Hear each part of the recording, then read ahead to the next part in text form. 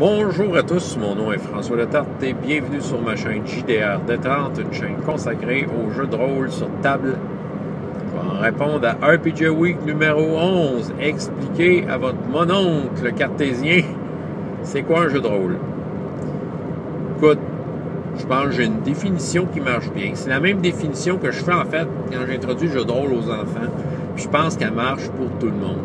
Je pense qu'à date, depuis que je dis cette définition-là, qui est très générique, j'arrive à faire comprendre à tout le monde c'est quoi. Puis même à limite intéresser le monde au hobby. Cette définition-là est très simple. Je vais tout le temps de la même façon. Dans le fond, vous savez c'est quoi vous faire raconter une histoire. Des fois, on vous raconte des histoires, c'est ça. Vous voyez dans votre tête les images puis tout ça. Bien, la différence dans ce qu'on va vivre là, c'est que vous allez être des héros dans cette histoire-là. Et vous allez faire comme si vous étiez là pour de vrai. Donc, là, dans le cas d'un maître de jeu, là, mais je dis, mettons, il y a un maître de jeu qui, lui, va comme juste faire des mises en scène, ben, pas de mise en scène, mais une présentation. Il va présenter une scène, il va présenter un événement, quelque chose de même, dans lequel vos personnages sont, des personnages que vous incarnez, c'est des héros. Puis, après ça, il vous laisse aller dans ce que vous faites. Vous racontez votre bout d'histoire. Qu'est-ce que vous faites dans cette scène-là? Qu'est-ce qui se passe de votre point de vue? Puis tout ça. Et là, c'est là que j'explique un peu la partie jeu. C'est que dans les faits, quand tu joues, à un moment donné, tu peux accomplir des trucs qui comportent un risque. Est-ce que tu vas réussir ou non? Parce que là, tu es un héros, hein? Puis les héros prennent des risques. Des actes héroïques. Ils vont essayer des affaires. Puis c'est ça. Fait que plutôt qu'on décide qu'est-ce qui arrive, ben c'est là qu'il y a des dés. C'est là que j'amène la partie jeu. Là. C'est là qu'il y a des dés. Tu prends les dés.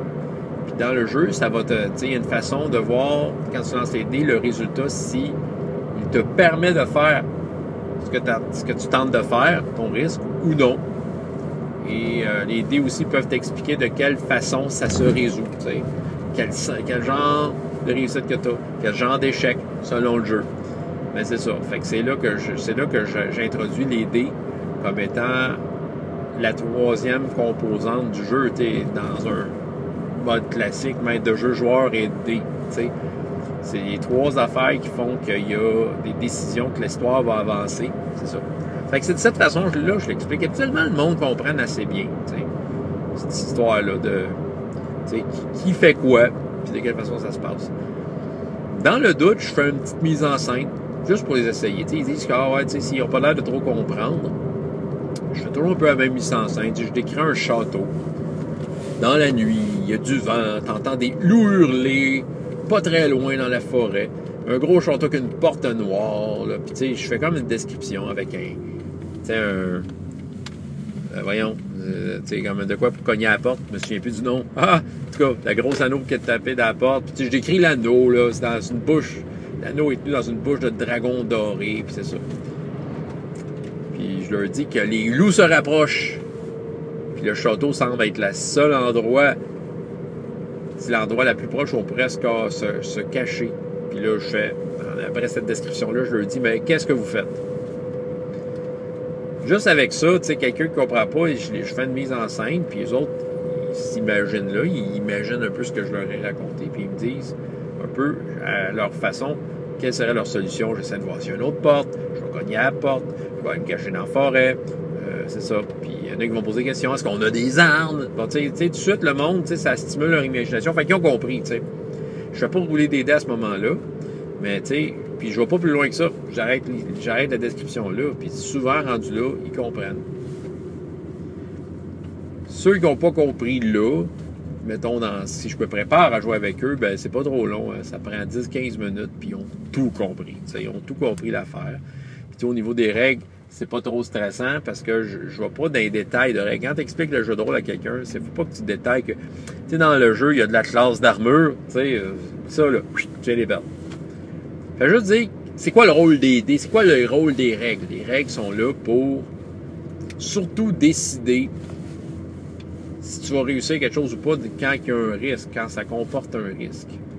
Puis tu sais, toutes les stats sur ta feuille, tu sais, dans le fond, pensez-y, là, c'est à ça que ça sert. Là. Ton bonhomme est fort, l'autre à côté est moins fort. Fait que tu fais de quoi de risqué qu'à trait à la force? Genre, lever une grille qui descend, puis tu veux pas qu'elle ferme pour pas être enfermé. Ça se peut que le plus fort, ça soit moins risqué pour lui que l'autre. OK? Tu peux faire toutes sortes d'exemples de même. C'est ça. Sans aller dans les détails. Ah oh oui, parce que là, tu as 18 de force, tu as un plus 4. Lis ça. T'expliques pas ça. Fait que déjà, si tu es très générique, je pense que tu es capable de faire comprendre aux gens que c'est un hobby bien simple et bien amusant. Donc, c'est ça. C'est un peu la façon que je l'amène. Éventuellement, je vais écouter les réponses des autres. Je suis sûr que je vais apprendre peut-être d'autres façons d'amener le sujet et moi-même utiliser leur façon de décrire ça. Donc, c'est ça. François Letarte, JDR Détente. Et jusqu'à la prochaine fois, il y a autant de plaisir dans la vie que dans les jeux. Au revoir.